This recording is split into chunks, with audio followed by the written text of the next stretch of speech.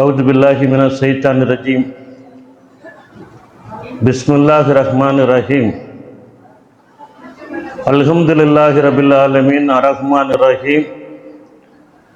அல்லாஹும்ம ஸல்லி அலா சய்யிதினா முஹம்மதின் வ அலா ஆலி முஹம்மதின் கமா ஸல்லைத அலா இப்ராஹீம் வ அலா ஆலி இப்ராஹீம் இன்னக ஹமீதுன் மஜீத். அல்லாஹும்ம பாரிக் அலா முஹம்மதின் வ அலா ஆலி முஹம்மதின் கமா பாரக்த அலா இப்ராஹீம் வ அலா ஆலி இப்ராஹீம் இன்னக ஹமீதுன் மஜீத். ஸல்லல்லாஹு தஆலா ஃபில் குர்ஆனில் அலீம் வல் ஃபுர்கானில் மஜீத். அஊது பில்லாஹி மினஷ் ஷைத்தானிர் ரஜீம். பிஸ்மில்லாஹிர் ரஹ்மானிர் ரஹீம்.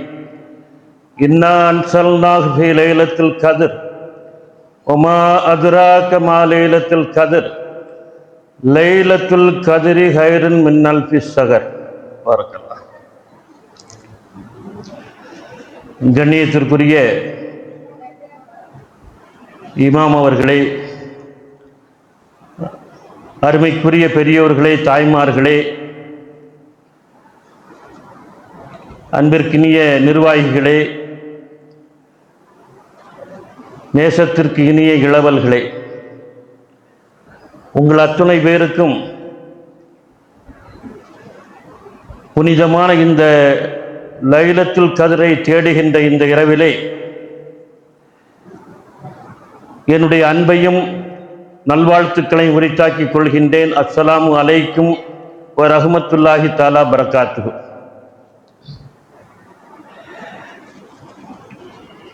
ரமலானுடைய கடைசி பத்திலே வல்ல இறைவனுடைய வான்மறையான அல் குர்ஆன் இறங்கிய லைலத்துல் கத்ரை ஒற்றைப்படை இரவுகளிலே தேடுகின்ற முயற்சியை நாம் தொடர்ந்து நம்முடைய இபாதத்துக்கள் மூலம் ஈடுபட்டு வருகின்றோம். அந்த விதத்திலே 27ஆம் கிழமை அன்று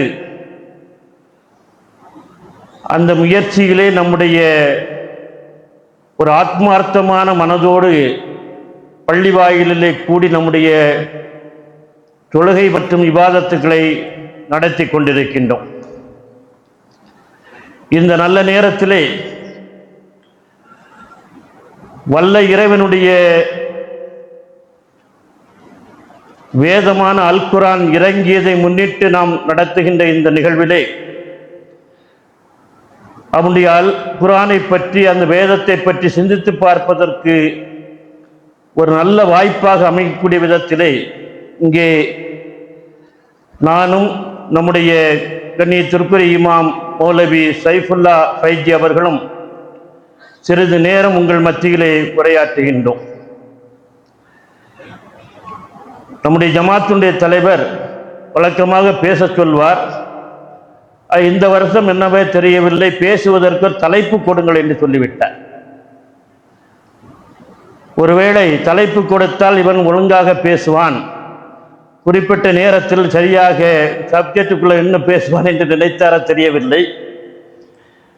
அது நல்ல விஷயம்தான். தலைப்புக்கு உள்ளே நின்று பேசு களமாடுதல் என்று சொல்லக்கூடியதுதான் ஒரு பேச்சாளருடைய பேச்சை செறிவுபடுத்தக்கூடிய விஷயமாக அமைந்திருக்கும். அந்த விதத்திலே இன்றைய தினம் நான் கொடுத்திருக்கக்கூடிய தலைப்பு அண்ணல் நபியின் நிலாப்பணி. என்ன தலைப்பு என்று நிறைய பேருக்கு புரிவதற்கு வாய்ப்பில்லை. பேச ஆரம்பித்தால் புரிந்துவிடும். நாம் இன்றைக்கு அனுபவிக்கக்கூடிய ஒரு அற்புதமான ஒரு வாழ்க்கை,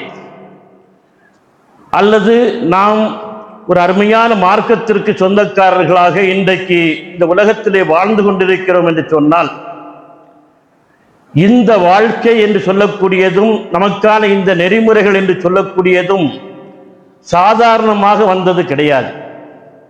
இதுதான் என்னுடைய தலைப்பினுடைய அடிப்படையான ஒரு விஷயம்.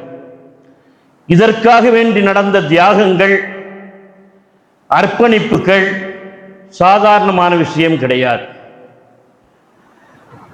முழுக்க முழுக்க சமுதாயத்திற்காக வேண்டி, இந்த மார்க்கத்திற்காக வேண்டி முழுமையாக தன்னை அர்ப்பணித்துக் கொள்ளக்கூடிய நேரத்தில் தான் நம்முடைய முன்னோர்கள் நமக்கான இந்த வாழ்க்கையை இன்றைக்கு உறுதிப்படுத்தி காட்டியிருக்கின்றார்கள்.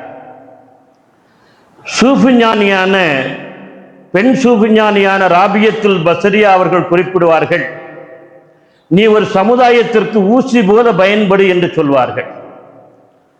ஊசி போல சமுதாயத்திற்கு பயன்படு என்று அன்னை ராபியத்துல் பஸரியா அவர்கள் குறிப்பிட்டார்கள். சமுதாயத்திற்கு பயன்படுவதற்கு அவர்கள் ஊசியை ஏன் உதாரணப்படுத்தினார்கள் என்று சொன்னால், கிழிசல்களை எல்லாம் தைப்பதற்காக வேண்டி நாம் ஊசியை பயன்படுத்துவோம். ஆனால் அந்த ஊசியிலே ஒரு கிழிசல் இருக்கு.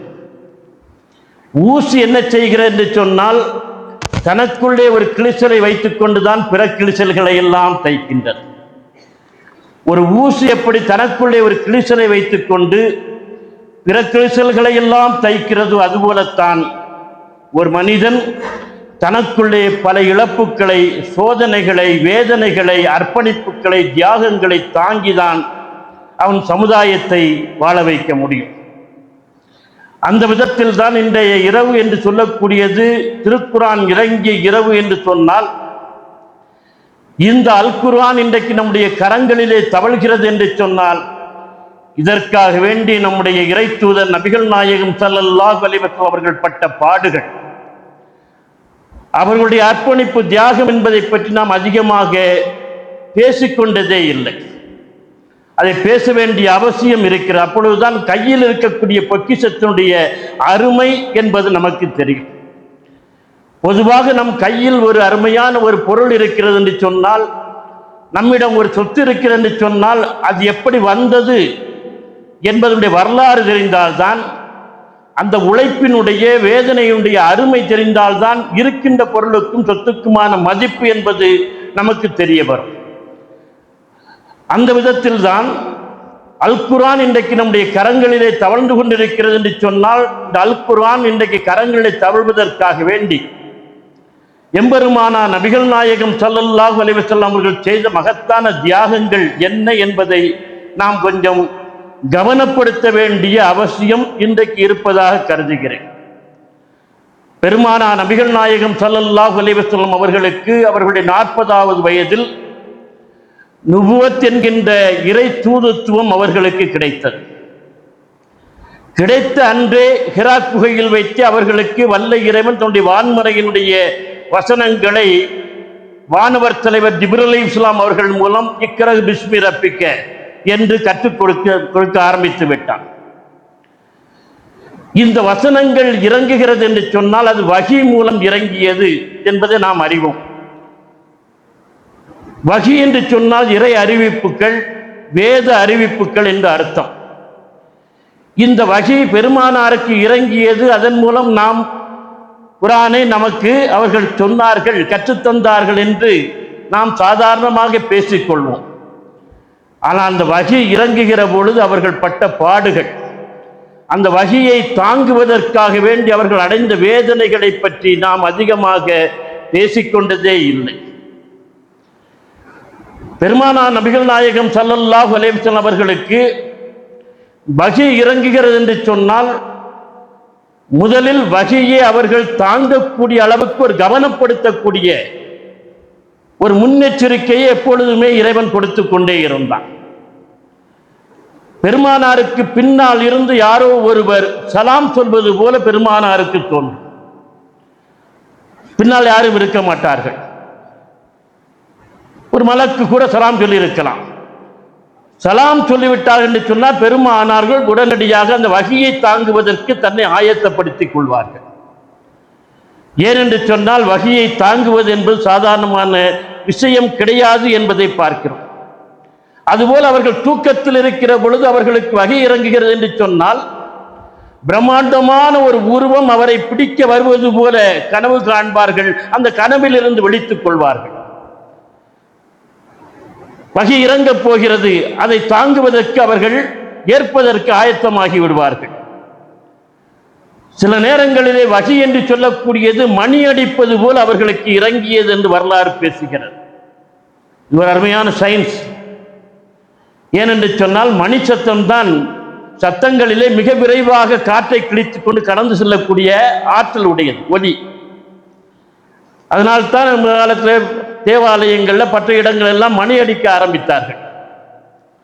நமக்கு பாங்கு சொல்வதற்கு பதிலாக மணி அடித்து அழைக்கலாம் என்பது கூட ஒரு சஜஷனாக அன்றைக்கு இருந்த பொழுது அது கிறிஸ்தவர்கள் மேற்கொள்கிற காரணத்தினால் அது வேண்டாம், வேறு வழிமுறையை நாம் பின்பற்றுவோம் என்று தான் தொழுகைக்கு அழைக்கக்கூடிய அதானை அன்றைக்கு முறைப்படுத்தினார்கள். தந்தி என்று சொல்லக்கூடிய முறை இன்றைக்கெல்லாம் அது இல்லாமல் போச்சு. தந்தி முழுக்க மணி சத்தத்தின் மூலம்தான் அந்த தந்தியினுடைய வேவ்ஸ் எனர்ஜியும் பரவி செல்லும். எனவே இறைவனுடைய அறிவிப்பு என்று சொல்லக்கூடியது மணி சத்தமாக தந்தி அடிப்பது போல அவர்களுக்கு இறங்கியது என்று பேசுகிற பொழுது அது என்ன சாதாரணமான சத்தம்லாம் இல்லை. பக்கத்தில் இருக்கக்கூடிய யாருக்கும் அந்த சத்தம் கேட்காது. ஆனால் அவர்களுக்குடைய இல்லயத்துக்குள்ளே காதுக்குள்ள அந்த சத்தம் அடிக்கின்ற அடி இருக்கிறது, அது பெரிய அதிர்வை அவர்களுக்கு ஏற்படுத்தும். சாதாரணமான அதிர்வு அல்ல. அதுபோல தேனீக்களுடைய ரீங்காரம் போல வகை சில நேரங்களிலே இறங்கியது. ஒரு சின்ன தேனி நம்முடைய காது பக்கத்தில் ரீங்காரமிட்டு சுற்றினால் அந்த சத்தம் கேட்பதற்கு அழகாக இருக்கும். ஆனால் பெருமானார் காதுக்குள்ளேயே அந்த ரீங்காரம் இருக்கு. அது ஒரு தேனி அல்ல, ஒரு கூட்டம் தேனியுடைய ரீங்காரம் போல இருக்கும். அதை தாங்குவது என்பது சாதாரணமான விஷயம் இல்லாமல் ஒன்றும் கிடையாது. பெருமானார் அப்படித்தான் வகையை என்ன செய்தார்கள், மிகப்பெரிய பழுவாக இருந்த வகையை அவர்கள் தாங்கிக் கொண்டார்கள் என்பதை பார்க்கிறோம். அன்னை ஆயிஷா ரலியல்லாஹு தஆலா அன்ஹா அவர்கள் அறிவிக்கிறார்கள், பெருமானாருக்கு வகை இறங்குகிற பொழுதெல்லாம் அவர்கள் பட்ட பாடுகள் கொஞ்ச நஞ்சம் அல்ல. அதை அதிகமாக வெளியே காட்டிக் கொண்டதே இல்லை. அவர்கள் ஒரு ஆட்டுக்குட்டி ஒரு ஒட்டகத்திற்கு முன்னால் நிறுத்தப்படுகின்ற பொழுது அது எப்படி மிரளுமோ அதுபோல ஒரு மிரட்சியை நான் பெருமானாரிடம் கண்டேன் என்று அன்னை ஆயிஷா ரலியல்லாஹு தஆலா அன்ஹா அவர்கள் சொன்னார்கள். ஒரு ஒட்டகத்தின் முன்னால் ஒரு சின்னஞ்சிறு ஆட்டுக்குட்டியை நிறுத்தினார், அது எப்படி அந்த ஒட்டகத்துக்கு முன்னால் மிரண்டு பயந்து துடிக்குமோ, மிரண்டு ஓட நினைக்குமோ, அது போன்ற ஒரு மிரட்சியை நான் பெருமானாரிடம் வகை இறங்குகிற பொழுது கண்டேன் என்றார்கள். வகை இறங்குகிறது என்று சொன்னால் இறங்குகின்ற அந்த அழுத்தம், அந்த அதிர்வின் காரணமாக பெருமானாருடைய முகம் சிவந்து விடும், தெக்க செவேரென்று சிவந்து விடும். சில நேரங்களில் பெருமானார் தான் அணிஞ்சிருக்கக்கூடிய போர்வையாலேயோ சட்டையாலேயோ தன்னுடைய முகத்தை மூடிக்கொள்வார்கள். அது மட்டுமல்ல, பெருமானார் என்ன செய்வார்களாம், குளிர்காலத்தில் வகை இறங்கினால் கூட அவர்களுக்கு முத்து முத்தாக வியர்வை சொட்டி வியர்த்து கொட்டும். அதனால் போர்வை எடுத்து தன்னை முழுமையாக மூடிக்கொள்வார்கள், அவர்களுக்கு வகை இறங்கும் என்று பேசுகிற பொழுதுதான் நாம் இன்றைக்கு 10 வயது 12 வயது 15 வயது சிறார்கள் திருக்குரானை மனதிலே முழுமையாக தாங்கி ஒரு அனிச்ச மலர் போல அவர்கள் தாங்கி ஓதிக்கொண்டிருக்கிறார்கள். அப்துல்லா எத்தனை வயசு? 14. யஹ்யாக்கு ஒரு 15 வயது இருக்கும். முழுக்க மன்னனம் பண்ணிட்டாங்க. 14 வயது 15 வயது 12 வயது சின்னஞ்சிறார்கள் சிறுமிகள் எல்லாம் குரானை இன்றைக்கு முழுக்க மனசிலே தாங்கி இருக்கிறார்கள் என்று சொன்னால் அது ஒரு அனிச்ச மலர் போல தங்கி இருக்கிறார்கள். அனிச்ச மலர் தான் மலர்களிலேயே மென்மையான மலர். அதை எடுத்து அப்படி முகர்ந்து பார்த்தாலே வாடிவிடும். மோப்ப குலையும் அனிச்சம் முகம் திரிந்து நோக்க குலையும் விருந்து என்று வள்ளுவன் பேசினான். அனிச்ச மலரோ முகர்ந்து பார்த்தால் தான் வாடும், ஆனால் விருந்தினர்களோ முகம் மாறுபட்டு பார்த்தாலே உள்ளம் வாடி விடுவார்கள் என்று சொன்னான். அனிச்ச மலர் போல மென்மையான மலர் கிடையாது. அந்த மலரை போல இன்றைக்கு உள்ளத்தில் அல் குர்ஆனை தாங்கி இருக்கிறார் என்று சொன்னால் பெருமானார் இந்த அனிச்ச மலராக இந்த குழந்தைகளுக்கு சின்னஞ்சிறார்களுக்கு தாங்கக்கூடிய ஒரு பக்குவத்தை கொடுப்பதற்கு அவர்கள் பெரிய பளுவை ஏற்றுக்கொண்டார்கள் என்பதுதான், வேதனையும் அழுத்தத்தையும் தாங்கிக் கொண்டார்கள் என்பதுதான் வரலாற்றில் ஆச்சரியப்பட வைக்கக்கூடிய விஷயமாக அமைந்திருக்கின்றது. அப்துல்லா இப்னு உமர் ரலியல்லாஹு தஆலா அன்ஹு அவர்கள் அறிவிக்கிறார்கள், நான் ஒரு முறை பெருமானாரிடம் கேட்டேன், யா ரசூலுல்லாஹ், வகை வருகிற பொழுது நீங்கள் எப்படி உணர்வீர்கள் என்று கேட்டேன். உங்களுக்கு எப்படி வகை இறங்கும், வகை இறங்குகிற பொழுது நீங்கள் அதை எப்படி உணர்வீர்கள் என்று கேட்டவுடன் பெருமானார் நபிகள் நாயகம் ஸல்லல்லாஹு அலைஹி வஸல்லம் அவர்கள் சொன்னார்கள், ஒரு பெரும் சப்தம் என் மீது இறங்கும். பக்கத்தில் இருக்க யாருக்கும் சத்தம் கேட்காது, ஆனால் பெருமானாருக்குள்ளே ஒரு பெரும் சத்தம் இறங்குமா. சில நேரங்களில் ஒரு உலோகத்தின் மீது சமட்டியை கொண்டு அடித்தது போல சத்தம் எழும். இதெல்லாம் அவர்களுக்குள்ள எழக்கூடியது. பெரும் சத்தம் சில நேரங்களில் எழும். சில நேரங்களிலே ஒரு உலோகத்திலே ஒரு சம்மட்டி எடுத்து ஓங்கி அடித்தால் எப்படி சத்தம் எழுமோ அதுபோல எழும். அது மட்டுமல்ல, அந்த அடி அதனுடைய வலி என் மீது இறங்கியது போல இருக்கும். அதற்கும் மேலாக பெருமானார் ஒன்றை சொன்னார்கள், என் ஆன்மா என்னிடமிருந்து பறிக்கப்பட்டு மீண்டு வருவது போல நான் உணர்வேன் என்று சொன்னார்கள். சக்கராத்து காலில் கிடக்கக்கூடியவர்களுக்கு அந்த ஆன்மாவை, அந்த ரூகை பறிக்கிற பொழுது ஒவ்வொரு நாடி நரம்புகளிலிருந்து, அணுக்களிலிருந்து அந்த உயிர் உருவி எடுக்கப்படும். அதற்கு நிகரான வேதனை என்பது உலகத்தில் வேறு எதுவும் கிடையாது. பெருமானார் சொன்னார்கள், ஒவ்வொரு முறை வகி இறங்குகிற பொழுதும் என் ஆன்மா என்னிடமிருந்து பிரித்து எடுக்கப்பட்டு மீண்டும் கொடுக்கப்பட்டது போல நான் உணர்வேன் என்று சொன்னார்கள். என்ன வேதனை அனுபவித்திருக்கிறார்கள், எதை தாங்கியிருக்கிறார்கள் என்பதை சிந்தித்து பார்க்க வேண்டும். ஜெய்தர் ரலியல்லாஹு தஆலா அன்ஹு அவர்கள் அறிவிக்கிறார்கள். அதே செய்தியை அன்னை ஆயிஷா ரலியல்லாஹு தஆலா அன்ஹா அவர்களும் அறிவிக்கிறார்கள். ஒருமுறை ஜெய்தர் ரலியல்லாஹு தஆலா அன்ஹு அவருடைய மடியிலே, தொடையிலே தலை வைத்து பெருமானார் படுத்திருக்கிறார்கள். வகி இறங்குகிறது. வகியினுடைய அழுத்தம் தாங்க முடியாமல் ஜெய்தர் ரலியல்லாஹு தஆலா அன்ஹு, என்னுடைய தொடை எலும்புகள் முறிந்து விடுமோ என்று நான் பயந்தேன். அந்த அளவுக்கு அழுத்தம், வேதனை எனக்கு ஏற்பட்டது என்று சொன்னால் பெருமானாருக்கு எந்த வேதனை ஏற்பட்டிருக்கு?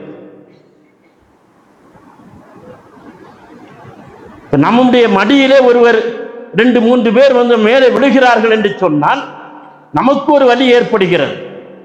நாம் இன்னொருவர் மேலே விழுகிறோம் என்று சொன்னால் அவருக்கு ஒரு வலி ஏற்படுகிறது. நாம் எந்த வலியை தாங்கினோம் என்பதுதான். அதே விஷயத்தை தான் அன்னை ஆயிஷா ரலியல்லாஹு தஆலா அன்ஹா அவர்கள் அறிவிக்கிறார்கள்.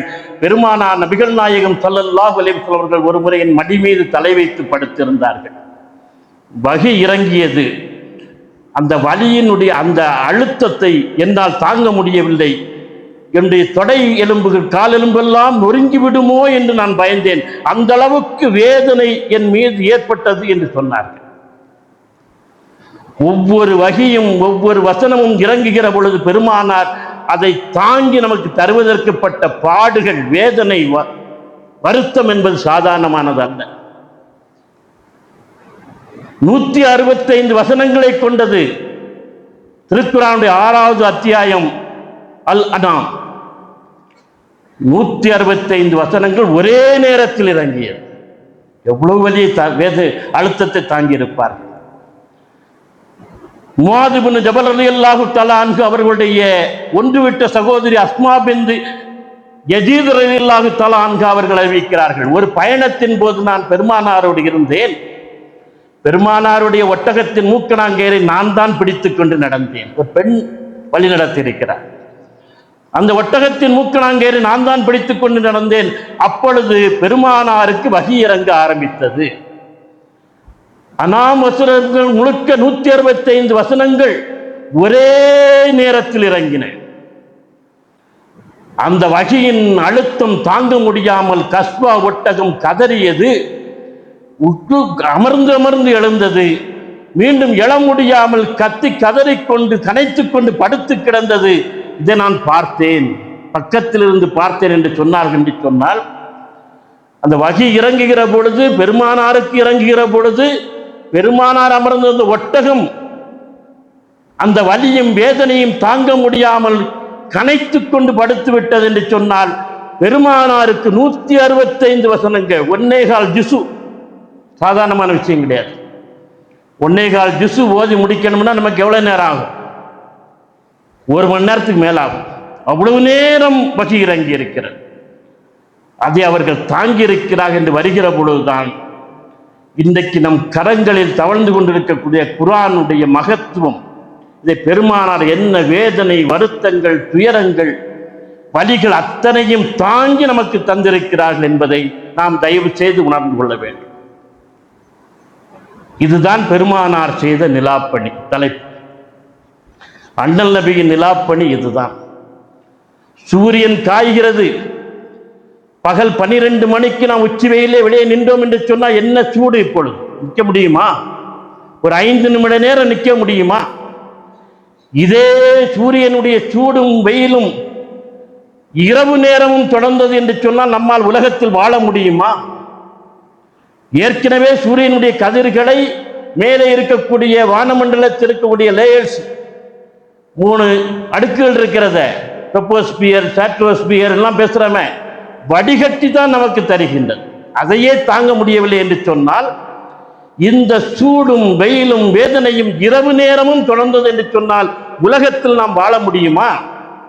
அதனால் தான் வல்ல இறைவன் நிலாவை கொண்டு வந்து அதை மறைத்து சூரியனுடைய சூட்டை முழுக்க நிலா தனக்குள் ஏற்றுக்கொள்கிறது. சூரியனுடைய அனைத்து சூட்டையும் நிலா என்ன செய்கிறது? சந்திரன் தனக்குள்ளே தாங்கிக் கொண்டு நமக்கு இரவு நேரத்தில் என்ன குளிர்ச்சியான ஒளி வேண்டுமோ அதை தருகிறது. எப்படி சூரியனுடைய சூட்டை முழுக்க நிலா தாங்கிக் கொண்டு எல்லா சூட்டையும் வேதனையும் தாங்கிக் கொண்டு குளிர்ச்சியான ஒளியை நமக்கு தருகிறதோ, அதுபோலத்தான் பெருமானார் நபிகள் நாயகம் ஸல்லல்லாஹு அலைஹி வஸல்லம் அவர்கள் வஹீயினுடைய அத்துணை வேதனைகளையும் தாங்கிக் கொண்டு நமக்கு அல் குர்ஆனை நில ஒளி போல தந்தார்கள். பெருமானார் செய்தது நிலாப்பணி, சாதாரண பணி அல்ல. இந்த நிலாப்பணியை நாம் நம்ம சமுதாயத்திற்கு செய்ய வேண்டும். ஏதோ ஒரு விதத்திலே நாம் பல விஷயங்களை, வேதனைகளை, வருத்தங்களை உள்ளுக்குள் வாங்கிக் கொண்டு தாங்கிக் கொண்டு சமுதாயத்திற்கு பயன்படக்கூடியவர்களாக, மார்க்கத்தை முன்னெடுத்து செல்லக்கூடியவர்களாக இருக்க வேண்டும். இதற்கு பேர்தான் நிலாப்பணி. பெருமானார் செய்த நிலாப்பணி இன்றைக்கு நம்முடைய குழந்தைகளுடைய உள்ளங்களிலே அனிச்சமலர் போல திருக்குர்ஆன் மலர்ந்து நிற்கிறது. நாவிலே தவழ்ந்து நம்மை பரவசப்படுத்துகின்றது. பெருமானார் மட்டுமா, பெருமானாருடைய தோழர்கள் எவ்வளவு வேதனைகளை கண்டார்கள். இந்த குர்ஆனை சமுதாயத்திலே கொண்டு போய் சேர்ப்பதற்காக அவர்கள் பட்ட பாடுகள் எல்லாம் சாதாரண பாடுகள் அல்ல, மிகப்பெரிய பாடுகளை பட்டார்கள். அல் குர்ஆன் இறங்கிய காலகட்டங்களிலே குர்ஆன் வசனத்தை வெளியே நின்று சுதந்திரமாக ஓத முடியாது. மக்காவிலே ஓதினால் ஓதிய சஹாபாக்கள், தோழர்கள் தாக்கப்பட்டார்கள், ஏன் கொல்லப்பட்டார்கள். அந்த அளவுக்கு அச்சுறுத்தல் இருந்த காலகட்டம் அன்றைக்கு குர்ஆனுடைய வசனங்கள் மக்காவிலே இறங்கிய காலகட்டம் என்று சொல்லக்கூடியது. அப்துல்லா இப்னு மஸ்ஊத் ரலியல்லாஹு தஆலா அன்ஹு என்று சொல்லக்கூடிய நபித்தோழர் சின்ன பையனாக இருக்கும் போதே பெருமானார் கண்டெடுத்த ஒரு மாணிக்கம், ஆடு மேய்க்கக்கூடிய சிறுவன். அவனுடைய பேச்சை கேட்டு பெருமானார் அடையாளம் கண்டு கொண்டார்கள். அதான் ஒரு தலைமைக்குரிய உயர்ந்த பண்பு. வா என்னோடு என்று அழைத்துக் கொண்டு வந்தார்கள். தன்னோடு வைத்துக் கொண்டு அவனுக்கு மார்க்கத்தையும் ஞானங்களையும் கற்றுக் கொடுத்தார்கள். முஅல்லிமூன், அறிவார்ந்தவர் என்று பெருமானாரே சின்ன வயசிலே போற்றப்பட்டவர் அப்துல்லா இப்னு மஸ்ஊத் ரலியல்லாஹு தஆலா அன்ஹு அவர்கள். பெருமானாருக்கு ஒரு சூரா இறங்கியது என்று சொன்னால் அதை முதலில் மனப்பாடம் செய்து இனிமையான குரலிலே மனனத்திலே ஓதி காட்டக்கூடியவர் மஸ்ஊத் ரலியல்லாஹு தஆலா இருந்தார்கள். அப்படி 60 சூறாக்கள் இப்னு மஸ்ஊத் ரலியல்லாஹு தஆலா அன்ஹு அவர்கள் ஓதி காட்டிய சூறாக்கள். பின்னால் திருக்குர்ஆன் தொகுக்கும் பணியிலே அவரிடம் கேட்டுத்தான் பல விஷயங்களை ஸைத் இப்னு தாபித் ரலியல்லாஹு தஆலா அன்ஹு அவர்கள் சரி ஒழுங்குபடுத்தி கொண்டார்கள், முறைப்படுத்தி கொண்டார்கள். அப்படி பிறந்த தோழர் அப்துல்லா இப்னு மஸ்ஊத் ரலியல்லாஹு தஆலா அன்ஹு அவர்கள் சாஹிபுன் நஹ்லைன், செருப்புக்கு சொந்தக்காரர் என்று பெருமானாரால் பாராட்டப்பட்டவர். அது என்ன செருப்புக்கு சொந்தக்காரர்? செருப்பு அணிந்து நடக்கக்கூடியவர் தான் நம்பகத்துக்குரியவர்கள் என்று பெருமானார் சொன்னார். செருப்பு அணியாதவர்களுடைய சாட்சிகளை நீங்கள் ஏற்றுக்கொள்ளாதீர்கள் என்று சொன்னார். குறைந்தபட்சம் தன்னுடைய உடல் சுத்தத்தையும் பாதுகாப்பையும் உறுதிப்படுத்தாத ஒருவனிடம் வேறு எந்த சட்டத்தினுடைய எந்த சாட்சிகளையும் நீங்கள் என்ன செய்ய முடியாது, நம்பகத்துக்குரியதாக எடுக்க முடியாது என்று பெருமானார் சொன்னார்கள். எனவே தான் செருப்பணியாதவனுடைய சாட்சிகளை ஏற்றுக்கொள்ளாது என்று சொன்னார்கள். எப்பொழுதும் செருப்பணிந்து அந்த சுத்தத்தோடு இருக்கக்கூடிய செருப்புக்கு சொந்தக்காரர் என்று சாஹிபுன் நஹ்லைன் என்று பெருமானாரால் பாராட்டப்பட்டவர் யாரு? அப்துல்லா இப்னு மஸ்ஊத் ரலியல்லாஹு தஆலா அன்ஹு. சூரத்துல் ரஹ்மான் இறங்குகிறது. அற்புதமான சூரா, கேட்டுக்கொண்டே இருக்கலாம். ரஹ்மான் அல்லமுல் குர்ஆன் அல்லமுல் இன்சான் அல்லமுல் பயான். அவர்கள் அன்னைக்கு அருமையாக தப்சீர் செய்தாங்க. படிங்க. இறைவனுடைய அனைத்து வல்லமைகளையும் பேசுகின்ற ஒரு சூரா சூரத்துல் ரஹ்மான். அருளாளனான நான் தான் குர்ஆனை கற்றுக் கொடுத்தேன், நான் தான் மனிதனை படைத்தேன், நான் தான் உங்களுக்கு பேசுவதற்கு கற்றுக் கொடுத்தேன் என்று ஆரம்பிக்கின்ற அல்லாஹ் தனது வல்லமையுடைய அளப்பெரிய ஆற்றல்களை அந்த குர்ஆன் வசனத்திலே சூறாவிலே சொல்லி காட்டுகின்றான். ரப்புல் மஸ்ரிகைனி வ ரப்புல் மஹ்ரிபைனி. நவீன விஞ்ஞானம் முழுக்க அதில் பேசப்படுகிறது. நான் 2 கிழக்கு திசைகளுக்கும் 2 மேற்கு திசைகளுக்கும் சொந்தக்காரன் என்று இறைவன் பேசுகிறான். ரப்புல் மஸ்ரிகைனி வ ரப்புல் மஹ்ரிபைனி. அது என்ன 2 கிழக்கு திசைகள் 2 மேற்கு திசைகள்? நமக்கு பகலாக இருக்கிற உலகத்தின் ஒரு பக்கம் அமெரிக்காவில் இரவு, அங்கே பகலாக இருக்கிறவ இங்கே இரவு. நமக்கு மேற்காக இருப்பது அவர்களுக்கு கிழக்கு. 2 கிழக்கு திசைகளுக்கும் 2 மேற்கு திசைகளுக்கும் சொந்தக்காரன். ஒபி ஐயாயிரத்துக்கு மாத்தி கத்திப்பான். ஜின் மனித வர்க்கத்தாரே, என்னுடைய அருட்கொடைகளில் நீங்கள் எதை பொய்யாக்குவீர்கள் என்று திரும்ப திரும்ப கேட்கிறான். இந்த சூரா இறங்கியவுடன் பெருமானாருக்கு மிகப்பெரிய ஒரு ஆசை. மக்கள் மத்தியிலே, அதுவும் காபாவினுடைய முற்றத்திலே போய் நின்று சூரத்துல் ரஹ்மானை ஓத வேண்டும். யாராவது ஓத மாட்டார்களா? ஓத முடியுமா? ஓத முடியாது, அவ்வளவு நெருக்கடி. ஓத ஆரம்பிக்கக்கூடிய குரல் கேட்டாலே அபூஜஹில் தாக்குவான். பெருமானார் ஆசைப்பட்ட பொழுது அப்துல்லா இப்னு மஸ்ஊத் ரலியல்லாஹு தஆலா அன்ஹு அவர்கள், யா ரசூலல்லாஹ், நான் ஓதுகிறேன் என்று போனார்கள். காபாவினுடைய முற்றத்தில் இருந்து உச்ச குரல் எடுத்து சூரத்துல் ரஹ்மானை அல்லாஹ் அர்-ரஹ்மான் அல்லமல் குர்ஆன் என்று உச்சஸ்தாயிலே இனிமையாக குரல் எடுத்து ஓதினார்கள். குரல் அபூஜஹில் காதில் விழுகிறது. அங்கிருந்து கோபத்தின் உச்சத்தில் சென்று கொதி நிலையில் வந்தான் அபூஜஹில்.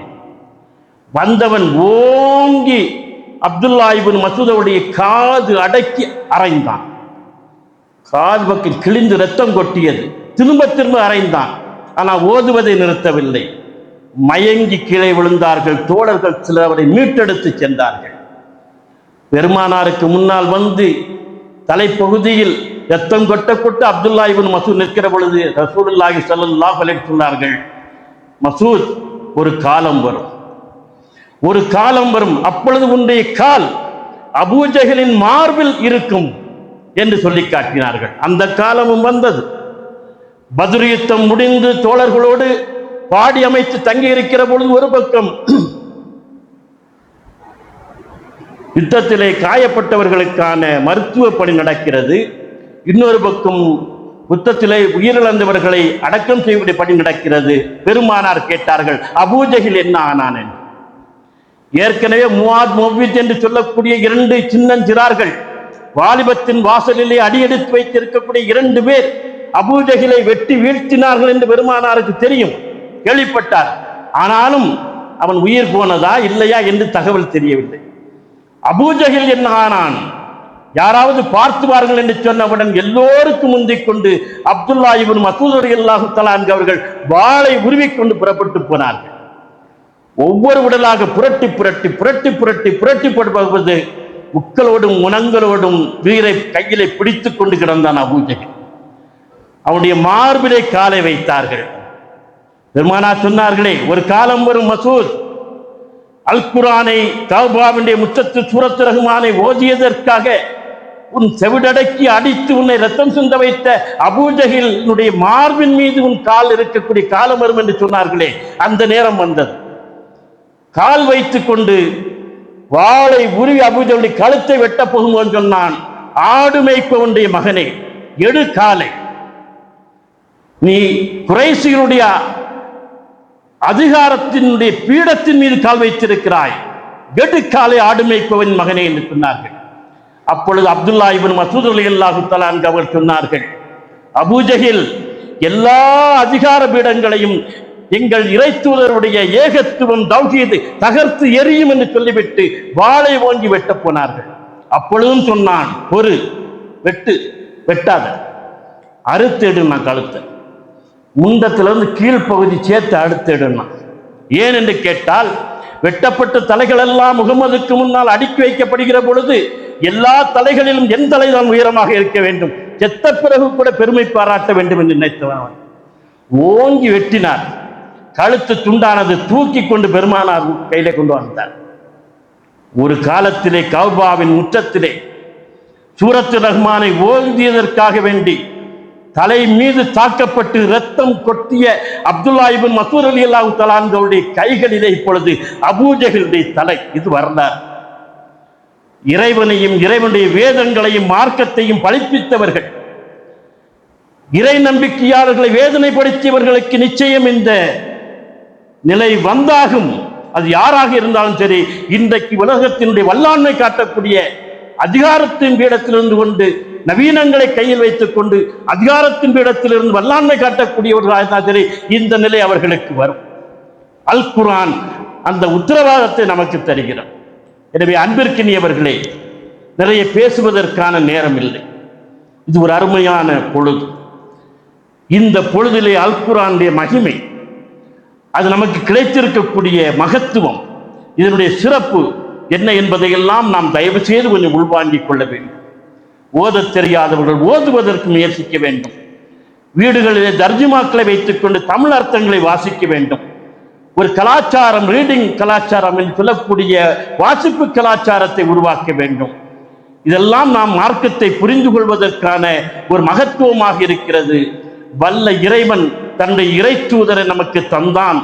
அந்த இறை தூதர் நமக்காக செய்த தியாகம் சாதாரணமானதல்ல. 6666 வசனங்களாக இன்றைக்கு திருக்குர்ஆன் 30 ஜுஸ்களாக நம் கைகளில் தவழ்ந்து கொண்டிருக்கிறது என்று சொன்னால், இதை வஹி மூலம் பெற்றுத் தருவதற்கு பெருமானாற்பட்ட வேதனைகள், வருத்தங்கள், எல்லாவற்றினுடைய எல்லை உச்சத்தில் சென்று அந்த சிரமங்களையும் சோதனைகளையும் தாங்கி நமக்கு தந்தார்கள். இன்றைக்கு லகுவாக நம் கையில் இருக்கிறது. பெருமானார் செய்தது ஒரு அற்புதமான நிலாப்பணி. அந்த பணியை சமுதாயத்திற்காக, மார்க்கத்திற்காக நாமும் செய்வோம். வல்ல இறைவன் இந்த இரவிலே நமக்கு அதற்கான அருளை பாலிக்க வேண்டும் என்று சொல்லி விடைபெறுகிறேன். வாஹிர் தவானா அனில் ஹம்துலில்லாஹி ரப்பில் ஆலமீன். அஸ்ஸலாமு அலைக்கும் வரஹ்மத்துல்லாஹி தஆலா பரக்காத்துஹு.